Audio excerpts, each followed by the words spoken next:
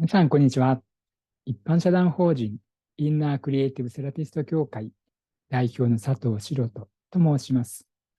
さあ、早速ですが、こちら、ボードをご覧ください。カウンセリングにお越しになるクライアントさん。さあ、どちらの状態なんでしょうね。感情の中に自分がいて、もうアップアップの状態なのか、それとも自分の中に感情がちゃんと収まっている状態なのか、どちらだと思いますか？これ、おおむねこちらですよね。もうニッチもサッチもいかないよっていう状態だと思います。さあ、では、こちら。わかりやすくでは、怒りでやってみようと思います。私がですよ、カーッと怒ってます。さあ、この状態に皆さんがですよ、佐藤さん、もっと器を大きくした方がいいですよとか、冷静に物事を考えた方がいいですよとアドバイスをしてくださいました。私がそうですねと2つ返事できるでしょうか。これなかなか難しいと思うんですね。まさにこの状態だからですよね。さあ、今、怒りでやりましたけどもね、怒り、不安、悲しみ、辛い、一般的にマイナスって呼ばれる感情にもう飲み込まれているとき、この状態はアドバイスだとか何か意見をされたとしても、なかなかこうね、耳を傾けるっていう余裕は持てないと思うんですよ。そこでこちら、丸1、丸2って書いてありますけども、ね、吐き出してもらうこと。我々カウンセラーからすれば全部受け止めますよ。そして、ある程度ね、気持ちがすっきりして穏やかになったら、じゃあ次どうしたらいいんだろうね、と考えること。この対処療法的なものが1番、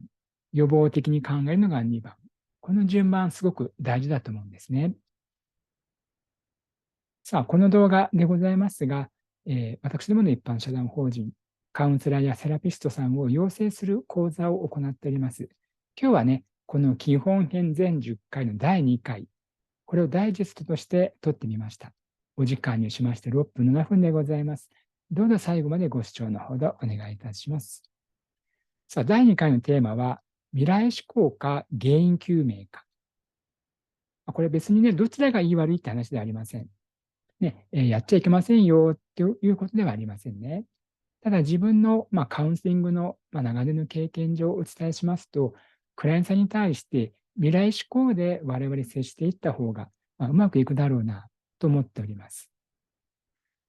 では一つ例で考えていこうと思います。私もともとアルコール依存症を患っているものなんですけども、原因究明で考えていけば、なぜ佐藤さん、アルコール依存症になったんですか？これがね、なぜの質問ですよね。いや、お酒好きだったからね、とか、いや、ちっちゃい子ちょっとね、家族といろいろあったんだよね。さあ、こういったものがいくつか出てくると思います。ただ、じゃあ、この原因が分かったとして、私はお酒をやめることができるでしょうか？なかなか難しいですよね。それにもですよ、じゃあどうしたらお酒やめられるんですかとか、どうしたらあなたが望む人生歩めるんですか？このね、未来を見る解決思考で考えていく方のが多分うまくいくと思うんですよ。そこでね、この講座の中では未来思考をベースで考えていきましょうねということをお伝えしています。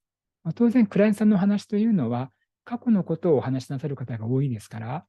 このね、原因をね、聞く。当然これは、聞く必要があります。ただ、それだけではなくてね、どこかの段階で未来志向に切り替えるっていうものができたらいいなと思っています。さあ、そうしますとね、未来志向に切り替えることができたとして、今度は、ではあなたの悩み、あなたはどうしたいんですかっていう質問をするのと、どうなっていたらいいですかっていう質問。どちらの方が答えやすいでしょうか？どっちも同じだよっていう方もね、いらっしゃると思うんですが、さあ、悩み相談に来る方からしますと、こちら、あなたどうしたいのと聞かれても、いや、それがわからないから今日来たんじゃないですかという話になると思うんですよ。そこでね、どうなっていたらいいですかっていう問いかけの方が、答える側としてはね、これハードルが下がるんだと思うんですよ。多分ね、どちらの質問であっても、答えは同じようなものになってきます。ただ我々からしますとね、ハードルを下げて下げて下げて、答えやすいようにして、そしてどういうゴールをイメージなさってるんですか、ここを明確にしましょうねっていうことなんですね。そして、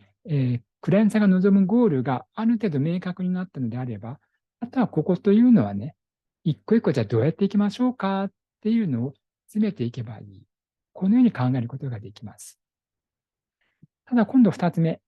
ここにね、気持ちが分岐点ってありますけどもね、ゴールが明確になったとしても、いや、なかなかこれ気持ちがさ、うまくいかないんだよ。足引っ張るんだよ。そういうケースもあると思うんですよ。よく私がね、気持ちが分岐点って、お伝えするんですけども、さあ、では、こちら。なかなか学校に行けないお子さんがいらっしゃるとします。そのね、人をケースに考えてみようと思います。なかなか学校に行けないよっていうお子さんに、じゃあどうしてね、学校行けないのね、頭の中で何考えてるのって伺いますと、いや、だっていじめっ子がいてね、僕ばっかりいじめられるんだよ。何するか分かんなくて不安なんだよね。今、不安って出ました。不安とか心配とか悲しいとか、マイナスの感情がもし出てくると、頭ではね、当然このお子さんも学校に行かなきゃとか学校行きたいって思っていても、気持ちがマイナスだとどうしても不本意な行動、ね、学校に行かない、行けないっていう選択肢になってしまいます。そこでね、先ほどやりましたけどもね、未来志向で当然考えていった方がいいんですけども、その時にまだ気持ちが十分に吐き出せていないのであれば、